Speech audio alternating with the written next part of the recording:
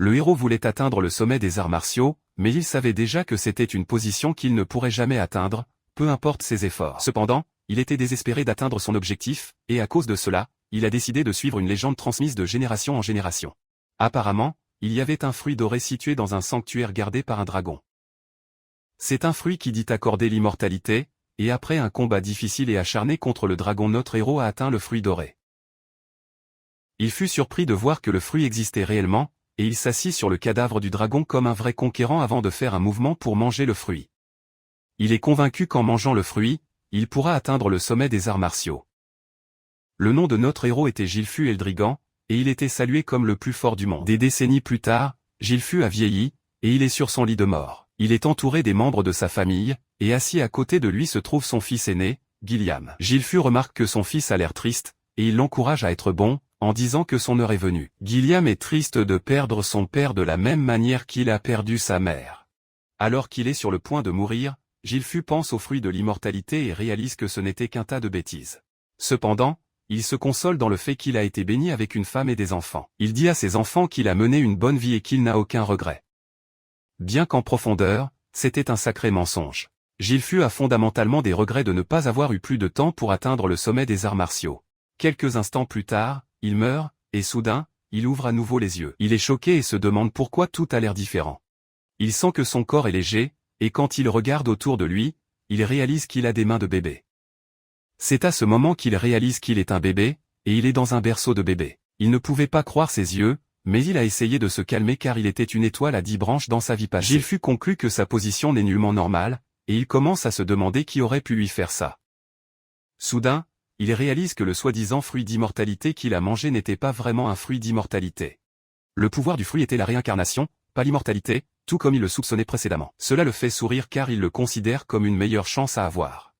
Avec cela, il croit qu'il peut enfin atteindre le sommet des arts martiaux. Il remarque qu'il y a d'autres bébés autour de lui, et comme il est dans un bâtiment séparé, il comprend qu'il doit être né dans la famille Eldragon. Cependant, il commence à se demander pourquoi il y a tant de bébés dans la pièce. À ce moment-là, des domestiques entrent dans la pièce avec des biberons. Ils tendent la main vers l'un des berceaux et attrapent un bébé gobelin pour le nourrir. Gilfu est choqué de voir un gobelin dans la pièce, et il se demande ce que les domestiques prévoient de faire. Après avoir nourri le gobelin avec une substance rouge, le gobelin explose, répandant du sang sur le visage de Gilfu. Il est choqué de voir cela, et la peur parcourt son corps alors qu'il essaie de comprendre ce qu'il y a dans le biberon. Les domestiques décident alors de le diluer un peu et continuent de le donner aux enfants. Gilfu est bientôt attrapé par une domestique alors qu'il essaie encore de comprendre ce qu'ils ont donné au gobelin qui l'a fait exploser. Il peut clairement voir que le contenu du biberon n'est pas du lait, mais il semble déborder de magie. Il ne peut pas croire que les domestiques nourrissent les bébés avec quelque chose d'aussi dangereux. La domestique pousse le biberon dans sa bouche, et quand il goûte le contenu du biberon, Gilfu réalise enfin que c'est le sang de dragon ancien. Il ne peut pas croire à quel point ils sont fous de faire boire du sang de dragon au bébé. Il réalise enfin pourquoi ils ont dit qu'ils allaient le diluer. Il décide qu'il doit le recracher, mais se souvient qu'il l'a un peu avalé. Cependant, il conclut qu'une petite quantité ne le tuera pas. Il remarque que les autres bébés recrachent aussi la substance et décide que c'est la meilleure chose à faire avant de ne plus exister. À ce moment-là, il réalise qu'il pourrait faire une erreur en le recrachant. Il réalise que s'il absorbe toute la puissance magique, il pourrait finir par dépasser son moi passé et enfin atteindre le sommet des arts martiaux. Il n'a aucune idée de ce qui se passe, mais il décide d'utiliser la situation au mieux de ses capacités. Il boit tout ce qu'il y a dans le biberon avec un visage déterminé à montrer à tout le monde pourquoi il ne devrait pas se mêler de lui. Même la domestique est choquée de voir que Gilfu consomme joyeusement le sang de dragon qu'on lui donne. La domestique est également contente que les choses tournent en leur faveur. Après avoir fini de boire tout le biberon, il est remis dans son berceau et il réalise que les autres bébés ont aussi survécu à l'épreuve. Comme un bébé normal, il commence à se sentir somnolent après avoir apprécié un bon repas. 7 ans plus tard, Gilfu est vu en train de pratiquer ses compétences de force en plaçant un rocher sur ses pieds tout en faisant des pompes à une main. Il atteint 1000 pompes avant de pousser la pierre au loin. Il fixe son corps musclé, et il admet qu'il l'aime. Apparemment, Gilfu s'appelle maintenant Zekeldregan. Zek attribue toute la force qu'il a à la qualité du sang de dragon qu'il a consommé. Le sang de dragon semblait contenir une immense quantité de pouvoir, et même les bébés qui n'en ont ingéré qu'un peu ont obtenu des corps beaucoup plus forts que ceux des humains ordinaires. Grâce au pouvoir de la source véritable du dragon divin qu'il avait déjà absorbé dans sa vie passée, Zek a pu absorber chaque goutte du pouvoir unique du dragon ancien. Zek a pu subir une transformation qui l'a lui-même choqué. Cependant, Zek remarque qu'il est encore un guerrier à 1 étoile, ce qui le déçoit car il devrait être au moins à 4 étoiles. Fondamentalement, 1 étoile est la véritable source de pouvoir d'une personne, compressée à sa limite absolue. On imagine son corps comme un univers et laisse les étoiles se déplacer à l'intérieur. Il s'avère que la difficulté augmente avec chaque étoile car plus il y a d'étoiles, plus la force est grande. Et Zek, dans sa vie passée, a réussi à atteindre le rang de 10 étoiles, ce qui a fait de lui la seule personne au monde à y parvenir. Cela fait maintenant 7 ans que Zek est né comme fils du chef actuel de la famille Eldrogan, mais il est un enfant illégitime. Sa mère était déjà morte, et son père n'a jamais montré son visage. Zek ne peut pas croire qu'il a un déchet comme père. Apparemment, il s'est réincarné un millénaire plus tard où le monde est devenu un endroit où les faibles meurent aux mains des forts. Il y a aussi un rituel étrange connu comme l'épreuve du dragon. Seuls les bébés qui survivent en buvant le sang sont censés être entraînés comme guerriers Eldrogan, mais Zek n'a reçu aucun entraînement de personne. Il essaie de poser quelques questions à la domestique, mais la domestique répond simplement qu'elle n'est pas autorisée à le dire. Zek se plaint à la domestique, lui rappelant que ceux qui ont passé l'épreuve sont censés recevoir un entraînement au combat. Mais il est entouré uniquement de domestiques et pas un seul instructeur en vue. La domestique agit comme une poupée en demandant à Zek s'il y a quelque chose dont il a besoin, mais il dit non. En fait, Zek peut se débrouiller seul car il est actuellement concentré sur le développement de son corps plutôt que sur l'obtention d'un entraînement au combat.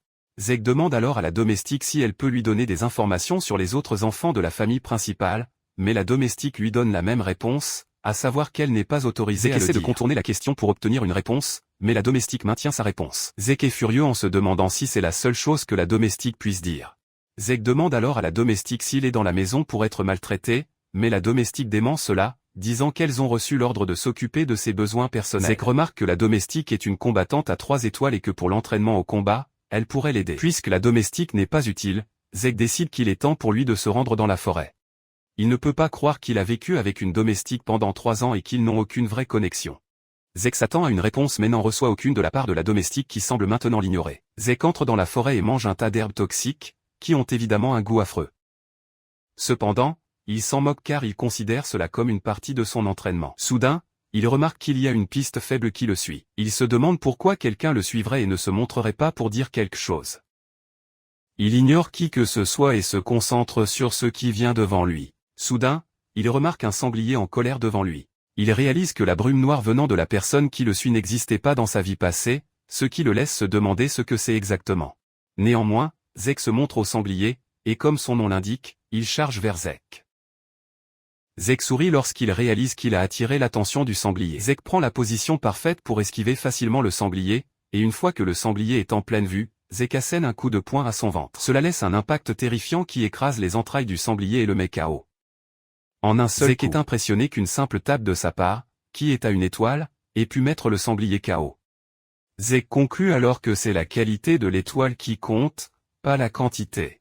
Zek attrape le sanglier et le met sur son épaule en rentrant chez lui. Zek parle du fait qu'il est déjà fatigué de rester seul et il pense à partir à l'aventure.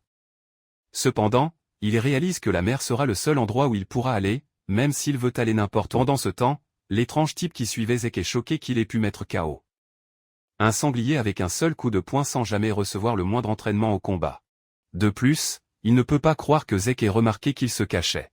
Il conclut fondamentalement que Zek n'est pas un enfant normal. Puisque sa mère est morte très jeune et que son père ne s'intéressait pas à lui, il conclut qu'il n'y a aucun moyen que Zek ait reçu une éducation appropriée. Cependant, il n'est pas autorisé à s'enfuir car il est l'enfant du chef de famille, et à cause de cela, il a été maintenu sous surveillance. L'étrange type réalise que les choses deviennent très intéressantes à chaque tournant. Zek rentre chez lui et remarque qu'il y a des visiteurs à la maison. Il peut sentir la force de ces visiteurs, et il se demande ce qu'ils veulent de lui. Il marche vers la porte pour écouter leur conversation, et d'après ce qu'il peut sentir, il n'y a aucune intention de tuer de leur part. Il ouvre enfin la porte pour voir quelques hommes dans la pièce, et il leur demande pourquoi ils sont venus. Il remarque que les hommes ont l'emblème Eldragon sur leurs vêtements. Cela le rend encore plus curieux, et il se demande ce que les hommes veulent de lui. À ce moment-là, les hommes lui disent qu'ils sont venus le chercher car il doit passer un examen. Zek perd presque la tête en entendant cela, puisque personne ne lui a parlé d'un quelconque examen. Peu après, Zek est emmené à la maison principale. Il ne s'attendait pas à revenir après 1000 ans depuis qu'il en était parti. Zek est vêtu d'un uniforme scolaire par les hommes qui sont venus à la maison. Il s'avère qu'il a été amené à la maison principale non pour le luxe, mais pour assister à l'académie connue sous le nom de Nid du Dragon. C'était une académie fondée par la famille Eldragon, et tous ceux nés dans la famille visent à s'inscrire à l'académie. Apparemment, ils reçoivent tous une éducation lorsqu'ils ont 7 ans, et aujourd'hui était l'examen d'entrée. Mais Zek n'a reçu aucune éducation en premier lieu. Cependant, Zek n'a pas d'autre choix que de passer l'examen car il est obligatoire, c'est pourquoi il a été amené de l'endroit où il séjourne dans les bois. Zek est frustré par tout, et cela le fait baisser la tête de douleur. Pendant que les autres étudiants passent devant lui, l'un d'eux aux cheveux bleus, Langus, s'approche de lui. Langus vient du village de l'ancienne échelle et il demande à Zek s'il va bien ou s'il est dans une sorte de problème. Zek se retourne pour le regarder et il lui demande grossièrement ce qu'il veut. Langus semble être une personne timide, car il dit à Zek qu'il essayait seulement d'aider car il a l'air d'être dans la peine. Zek est choqué par l'approche de Langus. Il peut sentir qu'il est du type timide, mais il remarque qu'il y a une certaine puissance qui circule en lui. Zek se lève et s'excuse d'être grossier. Il se présente ensuite, et il dit à Langy qu'il est seulement confus quant à ce que les chefs de famille prévoient de leur faire faire. Langus répond alors que le contenu de l'examen ne change pas d'année en année.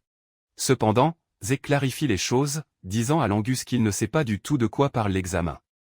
Langus est choqué lorsqu'il réalise que le type devant lui a vraiment une connaissance nulle de ce qu'il dit.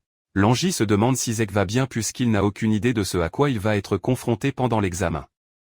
Langy décide alors de prendre la peine d'expliquer à Zek. Alors qu'il s'apprête à commencer à expliquer, un groupe de brutes apparaît de derrière, appelant Langus un Même abo. Zek est choqué d'entendre quelqu'un appeler Langus un abo. Le groupe de brutes s'avère être dirigé par un type, Réton, et il vient aussi du village de l'ancienne échelle. Réton se moque de Langus, lui demandant pourquoi un abo comme lui vient à l'examen quand il peut rentrer chez lui et juste s'amuser. Langus ne comprend toujours pas l'insulte et répond qu'il est venu pour l'examen, mais cela ne fait que pousser Réton à lui crier dessus. Réton dit à Langus qu'il est un déchet et qu'il n'y a aucun moyen que quelqu'un comme lui puisse entrer à l'académie. Réton continue à se moquer de Zek en lui rappelant que son père est un faux dragon. Zek remarque que Langy est furieux car il peut voir qu'il a serré son poing. Apparemment, la famille Eldragon a une hiérarchie, qui est établie par un monarque absolu. Les débutants sont connus comme les dragons inférieurs, les soldats communs sont connus comme les jeunes dragons, et la classe des capitaines sont les dragons adultes. Au sommet se trouvent les anciens, ou la classe exécutive, et ils sont connus comme les dragons anciens. Cependant, il y a un niveau tout en bas qui est réservé aux déchets, et ils sont appelés les faux dragons. Les faux dragons sont ceux qui n'ont pas réussi à entrer dans le nid du dragon ou ceux qui n'ont pas pu obtenir leur diplôme de l'académie. Ils sont fondamentalement considérés comme des faux, mais Langus veut prouver que les gens comme lui ne sont pas des faux. Zek décide alors de rejoindre la conversation et demande à Réton comment il sait que Langus est un déchet alors qu'il n'a même pas passé l'examen. Réton est choqué par l'interférence de Zek, et il lui demande qui il est et s'il a un problème avec lui. Zek répond qu'il est cool, mais il veut juste savoir pourquoi Réton pense qu'il est impossible pour Langus d'entrer à l'académie. Réton répond alors que les gens comme Langus sont des faibles. Zek est choqué d'entendre cela, et il dit simplement à Réton que Langus est plus fort que lui et son groupe de déchets. Cela met Réton en colère, qui demande à Zek s'il insinue qu'ils sont inférieurs à quelqu'un comme Langy. Avant que toute la situation n'explose, un examinateur apparaît pour dire aux étudiants que l'examen d'entrée est sur le point de commencer. Il dit aux candidats qu'ils doivent choisir un numéro d'étiquette après s'être inscrits. Réton fixe Zek avec un dégoût immense, promettant qu'il va se souvenir de son visage.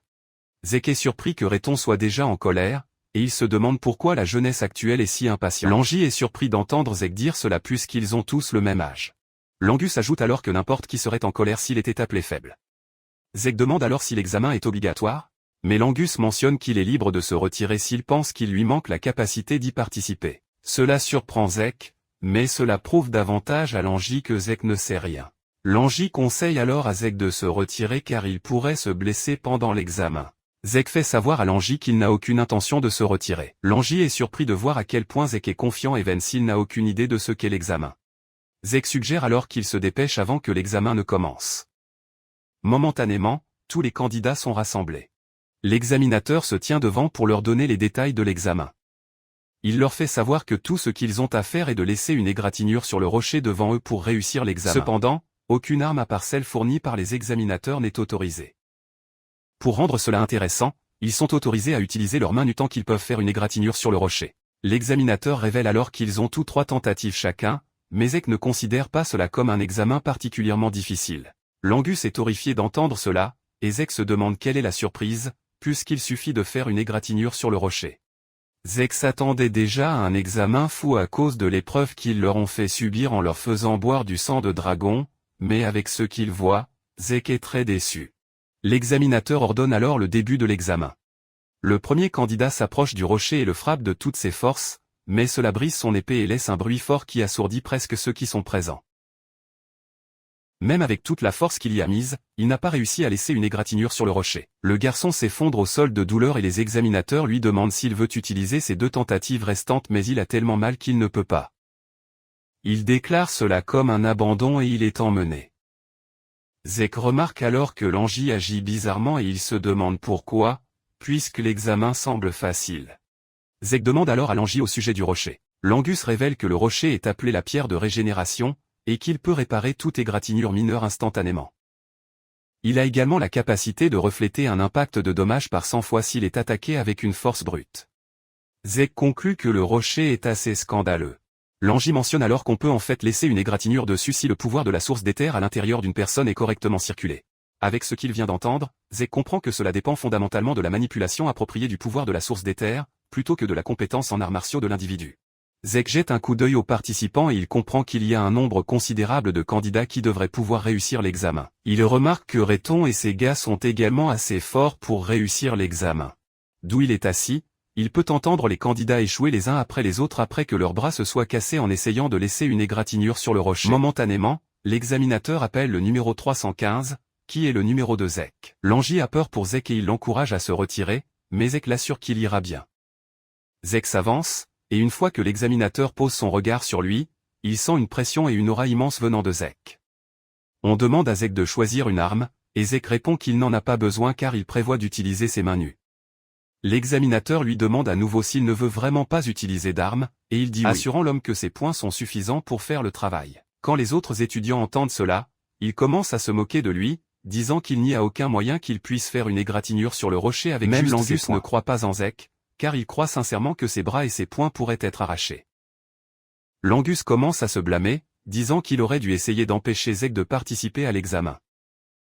Puisque Zek a pris sa décision sur ce qu'il veut, l'examinateur lui dit de procéder. Zek examine le rocher et admet qu'il est fait d'un minéral qu'il n'a jamais vu auparavant. Il conclut que c'est quelque chose qui s'est formé après 1000 ans.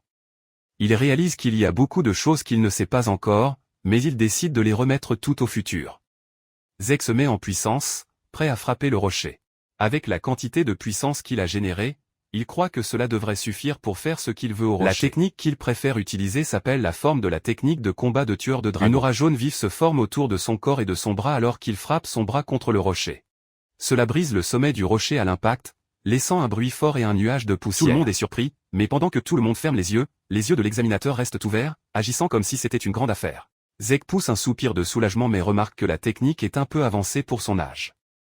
Il vérifie son bras et voit qu'il saigne, et son uniforme est également déchiré. Au lieu de se féliciter d'avoir brisé le rocher, Zek conclut que son entraînement n'est pas suffisant.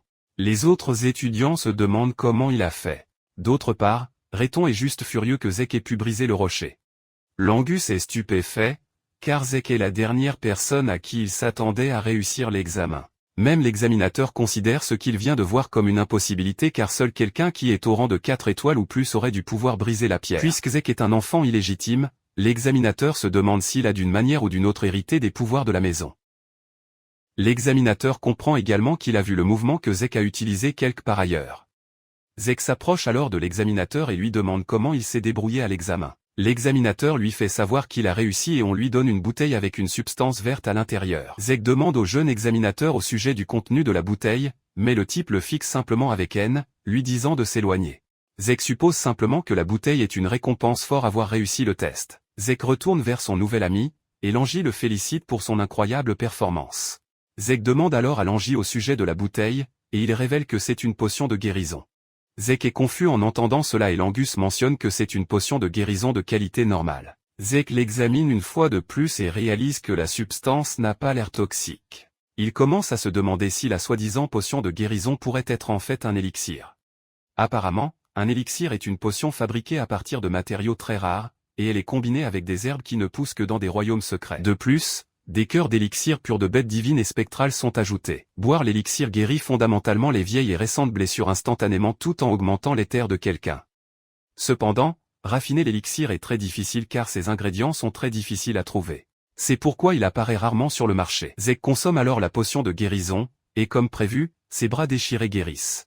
Zek est stupéfait et réalise que la potion de guérison est vraiment un élixir. L'Angus dit alors qu'il ne sait pas ce qu'est un élixir, mais les potions de guérison Eldragon sont bien meilleures que celles obtenues dans les magasins. L'Angie considère cela comme normal, tandis que Zek est complètement stupéfait, puisque toutes ses blessures ont guéri instantanément. Cependant, il remarque qu'il n'y a pas de vague d'éther comme quand il prend un élixir. L'Angus dit alors à Zek qu'il est assez impressionnant, mais Zek ne le croit pas. Zek examine la bouteille et réalise que c'est fondamentalement ce que la connaissance humaine a pu créer depuis plus d'un millénaire. L'Angie rappelle alors à Zek qu'il est assez fort, et Zek répond qu'il vise à être le plus fort, donc il n'est pas surpris. Rayton et son groupe de brutes s'avancent bientôt pour passer leur test, et ils réussissent tous. Zek n'est pas surpris par cela, car il sait déjà qu'ils vont réussir. Finalement, le candidat 414 est appelé, et il s'avère que c'est l'Angus. Alors qu'il descend les escaliers, Zek remarque que l'Angus est nerveux, et il l'encourage à se ressaisir, l'assurant qu'il ira bien. L'Angie se retourne fondamentalement, disant à Zek d'arrêter de lever la barre si haut. Quand l'Angie arrive au site du test, il prend une épée, laissant Zek se demander ce que le type fait réellement. L'Angus prend une profonde inspiration et lance son coup d'épée contre le rocher. Cependant, il échoue à laisser une égratignure et il tombe même dans le processus. Comme d'habitude, l'examinateur lui fait savoir qu'il lui reste 2 essais. L'Angus se relève alors pour réessayer, mais le résultat reste le même. Il tombe au sol en larmes, se demandant s'il est sur le point d'échouer comme ces brutes lui ont dit qu'il le ferait. Comme prévu, Rayton et les autres se moquent déjà de lui, disant que l'enfant du demi-dragon sera toujours un demi-dragon. Il l'encourage à abandonner tout en rappelant à Zek qu'il a dit plutôt que quelqu'un d'aussi faible que l'Angus est plus fort qu'eux. L'examinateur dit alors à l'Angus qu'il lui reste juste un dernier essai. Il lui demande s'il veut réessayer, et l'Angus commence à bégayer alors qu'il tombe dans un état de totale obscurité. À ce moment-là, la voix de Zek apparaît de l'obscurité, lui demandant ce qu'il fait. L'Angie se retourne, confus, et Zek suggère qu'il utilise une lance au lieu d'une épée. L'Angie est encore confus par cela, et Zek dit qu'il pense ce qu'il dit. Zek réprimande l'Angie pour avoir utilisé une arme qui ne lui convient pas. Zek l'assure que peu importe combien de fois il essaie, il ne pourra pas faire une entaille dans le rocher en utilisant une épée. Rayton et ses amis recommencent à se moquer de Zek, disant que l'Angus a appris à utiliser une épée depuis qu'il était enfant, et qu'il n'a jamais pris de leçon de lance. En même temps, il croit que l'Angus restera toujours son moi pathétique, même s'il change d'arme. Zek demande alors à l'examinateur s'ils sont autorisés à changer d'arme en plein milieu du test. L'examinateur assure Zek qu'il n'y a aucun problème à faire cela. Zek sourit à l'Angie, lui disant qu'il est libre d'utiliser une lance. Zek se tient comme un véritable conférencier motivationnel, demandant à l'Angus s'il est prêt à partir comme un perdant, mais l'Angus dit non. L'Angus se relève alors en disant à Zek qu'il va suivre sa suggestion et essayer d'utiliser une lance. Apparemment, le père de l'Angus n'a pas été autorisé à entrer dans le nid du dragon, et il était toujours la cible des moqueries. Malgré tout cela, il n'a jamais abandonné, et il s'est toujours assuré d'élever bien son fils. À cause de tout ce que son père a fait pour lui, l'Angus est prêt à prouver qu'il n'est pas un faux. Il se souvient que Zek a dit qu'il obtiendrait toujours le même résultat peu importe combien de fois il utilise une épée. Il ne connaît Zek que depuis peu, mais il choisit de lui faire confiance. Cependant, il ne sait pas comment il est censé utiliser la lance, et Zek lui dit simplement de la pousser droit devant. Il l'encourage à ne pas trop réfléchir et juste à le faire. L'Angus sait qu'il est impossible pour un utilisateur de lance pour la première fois de simplement frapper la pierre de régénération et l'endommager, mais il ne sera jamais sûr s'il n'essaie pas. Même s'il vient de rencontrer Zek, il choisit de lui faire confiance. Puisque Zek croit en lui, il veut aussi faire de même. L'Angus prend sa position, et il remarque que l'énergie de la source d'éther circulant dans son corps est en fait différente de quand il tenait une épée. L'Angie se précipite vers la pierre et la frappe, laissant une onde de choc massive. Rayton et son groupe de brutes commencent à rire, disant qu'il n'y a aucune différence, même si l'Angie a changé d'arme. Cependant, en y regardant de plus près, ils réalisent que l'Angus a réussi. Ils sont choqués en voyant cela, et même l'examinateur ne peut pas croire que l'Angus a réellement percé la pierre avec la lance. Zek est fier de l'Angie, et il applaudit pour lui. L'Angie ne peut pas croire ses yeux lorsque l'examinateur enregistre dans son livre qu'il a réussi le test. L'Angie est forcé de demander à nouveau pour confirmer, mais Zek l'étreint par derrière, l'assurant qu'il l'a vraiment fait. Avec des larmes aux yeux et du bonheur, il étreint Zek. Rayton et ses gars ne veulent pas croire que l'Angus a réussi le test, et ils croient tous que c'est un coup de chance. L'examinateur crie alors à pleine voix, disant au candidat que l'examen est terminé et ce qui suit est la cérémonie d'entrée. Quand Zek entend cela, il est surpris. Il ne peut pas croire que gratter le rocher est le seul test qu'ils vont leur demander. Langy dit alors à Zek qu'il pourrait y avoir un autre examen après être entré à l'académie. Zek demande alors à Langy ce qu'ils sont censés faire puisqu'ils ont déjà réussi le test. Et Langy révèle que les chefs de la famille Eldragon vont apparaître pour donner aux participants leurs mots de félicitations. À ce moment-là, un groupe d'hommes cultivant l'aura apparaît au loin, marchant vers les étudiants. Parmi eux se trouve un type qui attire l'attention de Zek, et il demande à Langy qui est ce type morose. Langy ne peut pas croire que Zek vient d'insulter le chef de famille. Zek ne se retient pas en appelant le chef de famille un type moche, mais avant qu'il ne puisse dire autre chose, Langy couvre sa bouche avec sa main. Langy supplie Zek de se taire et de ne rien dire, et même si c'est difficile, Zek décide de se taire. Zek fixe les hommes, qui sont considérés comme les forces d'Eldragon. Il est impressionné car il y a quelques types décents puisqu'ils sont pour la plupart à 6 étoiles. Cependant, le chef de famille, Balza Eldragon, est un guerrier à 8 étoiles, ce qui en fait une grande affaire. De son temps, il n'y avait que quelques 8 étoiles dans le monde, et Zek se demande combien il en restera. Zek dit alors à Langus ce qu'il ressent. Il lui fait savoir qu'il n'aime pas Balza. Il s'en moque même si l'homme est son père ou non. À ce moment-là, Balza s'avance avec une aura écrasante pour s'adresser aux étudiants. Il ne dit que quelques mots aux étudiants, à savoir de devenir la chair et le sang d'Eldragon. Cependant, ces mots portent un poids écrasant avec son aura alors que tous les étudiants sauf Zek commencent à trembler. Même Langus se plaint de la difficulté à respirer, mais Zek ne ressent rien de la présence de Balza. Tout ce qu'il peut ressentir envers Balza est une pure haine, même s'il ne sait pas pourquoi. Après avoir terminé son discours aux étudiants, Balza se retourne pour partir. Un autre ancien prend alors les rênes, disant aux étudiants que le chef de la famille attend de grandes choses d'eux. Cette personne attire également l'attention de Zek, et il commence à se demander qui est cet ancien aux cheveux blonds. Zek comprend que le départ de Balza a réduit la tension sur les étudiants, mais ils restent tous composés par les suites de la présence de Balza. L'examinateur s'avance alors pour révéler qu'ils vont annoncer les affectations des dortoirs. Zek est choqué d'entendre cela, car il pensait qu'ils iraient tous au même endroit. Langy décide alors de lui expliquer puisqu'il ne sait rien. Il lui dit que l'académie a 4 dortoirs. Les étudiants sont affectés à l'un des 4 dortoirs, qui sont les dortoirs Est, Ouest, Nord et Sud. Momentanément, Zek entend son nom et il se lève pour partir. Il dit à son nouvel ami de prendre soin de lui et les deux échangent des salutations avant qu'ils ne partent. Zek a été affecté au dortoir et de l'académie, et il est surpris de voir combien les choses ont changé depuis plus de 1000 ans. Il suit les directions écrites dans la note dans sa main pour se rendre à sa chambre. Il s'inquiète que son colocataire soit en colère qu'il arrive en retard, et tout cela s'est produit parce qu'il s'est perdu. Il arrive enfin à la porte, et avec tout son enthousiasme, il ouvre la porte pour annoncer son arrivée et saluer son nouveau colocataire. Cependant, l'enthousiasme et l'excitation disparaissent lorsqu'il voit qui est son colocataire. Zek ne peut pas croire que son colocataire n'est autre que Langus, et quand il voit le garçon, il suppose simplement qu'il a une connexion inexplicable avec lui. Langus sourit en étant d'accord avec lui et en mentionnant également le fait qu'il se sentait déjà seul. Zek demande alors à Langus s'il n'y a pas de plan pour la journée, et il dit qu'il n'y en a pas. Puisque leur séance d'entraînement commencera le lendemain, ils ont été instruits de se reposer. Zek n'a aucune idée de cela, car il ne faisait pas attention pendant toute la séance d'orientation. Il a l'air brillant en admettant cela, mais Langy ne pense pas que ce soit quelque chose dont il devrait être fier. Langy décide de passer outre toute la séance de réprimande et suggère qu'ils dorment un peu plus qu'ils s'entraîneront le lendemain. Apparemment, Zek prévoyait initialement de sécher l'école et de partir à l'aventure, mais les nouvelles choses qu'il a vues depuis son arrivée à l'école l'ont intéressé. Il a décidé de rester avec la famille juste un peu si cela peut l'aider à en apprendre davantage sur le monde après un millénaire. Un mois plus tard, les enfants suivent un entraînement intensif sous leur tuteur. Ils apprennent à maîtriser le souffle du dragon, qui a été créé par le 15e chef de la maison Eldragon. Le tuteur leur dit qu'ils doivent maîtriser la technique pour pouvoir l'utiliser dans n'importe quelle situation. Le tuteur se déplace, gardant un œil sur les enfants. Il remarque que certains d'entre eux l'ont maîtrisé et l'une d'eux est Leka, la fille du chef de la maison. Apparemment, elle est déjà assez qualifiée pour être classée comme une étoile de 2e rang. Cependant, il est plus intéressé par Zek. Pendant que tout le monde lutte, Zek porte un rocher sur sa tête tout en tenant 2 haltères qui ont aussi de petits rochers dessus.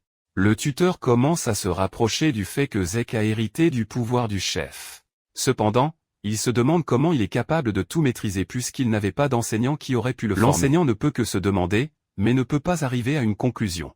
D'autre part, Zek pense à la façon dont la technique de respiration, le souffle du roi dragon qu'il a inventé, a été modifiée et transmise comme le souffle du dragon. Apparemment, les techniques de respiration sont des moyens d'attirer l'éther de l'air dans son corps et de le faire circuler, ce qui aide finalement à améliorer l'éther. Cependant, le niveau optimal dépend de la compétence et de la créativité de l'utilisateur. C'est la raison pour laquelle chaque maison noble affine son propre style et garde la technique terminée sécurisée. Zek admet que la technique est sûre et facile à apprendre, mais il croit qu'elle est totalement inutile s'il ne peut l'utiliser que lorsqu'il est immobile. Fondamentalement, sa technique originale lui permet d'utiliser l'éther tout en bougeant. Les effets de la technique sont énormes, mais peu de gens l'ont hérité à cause de sa difficulté. Zek l'a simplifié à l'époque pour que tout le monde puisse l'utiliser afin de renforcer le clan, mais il n'a jamais pensé qu'elle évoluerait et existerait encore 1000 ans de plus. Zek est impressionné par cela, et il croit qu'il pourrait y avoir eu d'autres techniques d'arts martiaux qui ont changé avec le temps aussi. Après la séance d'entraînement, les enfants se rendent à la salle à manger pour manger. Pendant que tout le monde a du mal à manger à cause de la fatigue, Zek mange sa nourriture sans se soucier de quoi que ce soit. Il remarque que l'Angus a l'air épuisé, et il l'encourage à manger sa nourriture car il ne pourra pas bouger de manière optimale s'il manque d'énergie. L'Angus est forcé de demander à Zek comment il est si plein d'énergie alors que tout le monde est épuisé. Zek insulte l'Angus, lui disant qu'il est juste un faible. Il l'encourage à manger plus et à s'entraîner plus dur. Pendant qu'il fait la leçon à l'Angus, Zek remarque que certains des enfants qui sont bien entraînés mangent réellement leur nourriture. À ce moment-là, Zek est approché par Lekka, et comme Zek ne la connaît pas, il lui demande directement qui elle est. L'Angus s'étouffe presque avec sa nourriture en entendant cela, et il se précipite vers Zek pour lui murmurer à l'oreille. Il lui dit que Lekka est la fille du chef, mais Zek dit innocemment à l'Angus qu'il n'en avait aucune idée. L'Angie meurt presque de pression en disant à Zek qu'ils ne sont même pas censés parler à Lekka. Zek le fixe comme un idiot, tout en lui disant qu'il est aussi le fils du chef, même s'il est un enfant illégitime. L'Angie et Lekka sont tous les deux choqués en entendant cela, et Lekka lui demande s'il dit la vérité. Zek répond calmement qu'il n'a aucune raison de mentir. Lekka lui demande alors comment il a réussi à devenir assez fort pour briser une pierre de régénération à main nue. Lekka est sincèrement intéressé, mais Zek répond simplement qu'il a pu le faire parce qu'il est juste un type cool. Zek remarque que l'Angie est totalement hors de sa zone, et il le rappelle à la réalité, lui disant de manger sa nourriture. Lekka se rapproche alors de Zek, lui demandant s'il aimerait la rejoindre. Zek est confus par ce qu'elle veut dire, et Lekka le dit simplement, exhortant Zek à devenir son subordonné. Lekka dit à Zek qu'elle va devenir son soutien puisqu'il est un enfant illégitime et qu'il voudrait évidemment des alliés. Lekka veut que Zek l'aide à devenir la prochaine chef en utilisant son pouvoir, et elle promet de le récompenser généreusement lorsqu'elle deviendra chef de famille. Elle lui parle gentiment, mais Zek dit calmement qu'il n'est pas intéressé par l'offre. Quand Lekka entend cela, elle suppose que Zek vise aussi à devenir le chef de famille, c'est pourquoi il rejette la proposition. Pendant qu'elle est occupée à déverser ses absurdités, Zek l'observe et voit qu'elle est déjà sur le point de devenir une étoile de 2e rang et il considère cela comme impressionnant pour son âge. Zek ouvre enfin la bouche pour dire à la fille qu'elle est libre de faire ce qu'elle veut parce qu'il n'est intéressé par rien qui concerne la famille. Lekka est choquée d'entendre cela, et elle devient plus insistante en demandant à Zek ce qu'il veut vraiment. Zek est furieux, et il poignarde la table avec son couteau de table tout en libérant une quantité effrayante de pression de son corps pour dire à Lekka qu'il n'a aucun intérêt à servir qui que ce soit. Zek dit qu'il veut être seul parce qu'il est évidemment le plus fort. Lekka peut sentir la pression de Zek, la laissant totalement choquée, elle ne peut pas croire que l'aura de Zek l'effraie réellement. Zek continue à manger sa nourriture pendant que l'Angus essaie de calmer la situation. Lekka perd alors son sang-froid et elle défie Zek en duel. Zek est surpris par cela, mais il n'est pas du genre à fuir un défi. En peu de temps, la nouvelle sur le duel se répand parmi les étudiants que Lekka a un duel sur le terrain d'entraînement. Les étudiants se précipitent pour regarder le duel, et pendant que l'Angus panique, Zek agit très calmement. L'Angus essaie de rappeler à Zek qu'il est sur le point de combattre Lekka, mais Zek répond simplement qu'il ne sait pas qui elle est. Zek remarque alors que l'Angus agit aussi formellement, et il lui demande pourquoi. « Eh bien, génie, c'est parce que tu es le fils du chef, » dit l'Angus.